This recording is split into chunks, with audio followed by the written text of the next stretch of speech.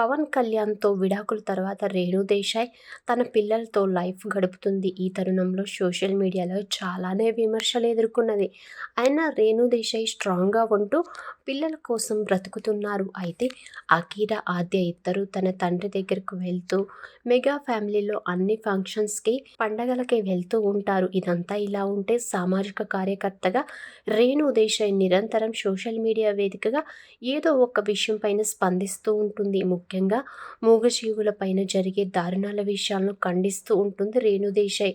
జనవరిలో జరిగిన విలేకరుల సమావేశంలో వీధి కుక్కల సంరక్షణ గురించి తను చేసిన వ్యాఖ్యలను చాలామంది తప్పుగా చిత్రీకరించారు, ఫైర్ అయ్యారు. ఒక చిన్నారి మరణించిన ఘటనను తన పాత వీడియోని ఎడిట్ చేసి మరి తన పైన లేనిపోని తప్పుగా చిత్రీకరిస్తూ ఉండటంతో ఆవేదనతో ఒక వీడియోని విడుదల చేసింది రేణు దేశాయ్.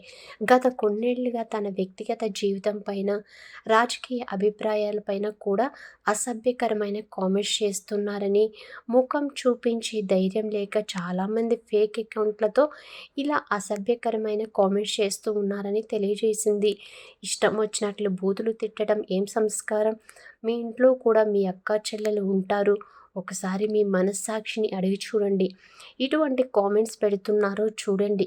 పిచ్చి కుక్కలు రేణు దేశాయ్‌ని కరిస్తే ఆ బాధ ఏంటో తెలుస్తుందని చాలా అసభ్యకరమైన పదాలను వాడారు. మొన్న కులాల మధ్య గొడవలో కూడా ఒక బిడ్డ ప్రాణం పోతే తననే తిడుతున్నారని, అసలు తమ ప్రమేయం లేకుండానే తాను అలాంటివన్నీ ఎందుకు భరించాలని, నేను కాశీకి వెళ్ళినప్పుడు కూడా చాలానే విమర్శలు చేశాను.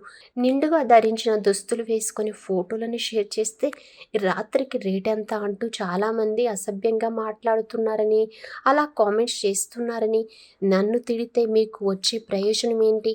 నేను నా కుటుంబంతో కలిసి పబ్లిక్ ముందు వచ్చి కూర్చుంటాను. అందరినీ బండబూతులు తిట్టండి.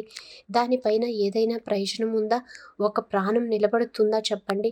మీరు ఎంచుకున్న ఎమ్మెల్యేలను బూతులు తిట్టండి. మీకు దమ్ముంటే అని ఫైర్ అయింది రేణు దేశాయ్. అందుకే ఈ వీడియో వైరల్‌గా మారింది.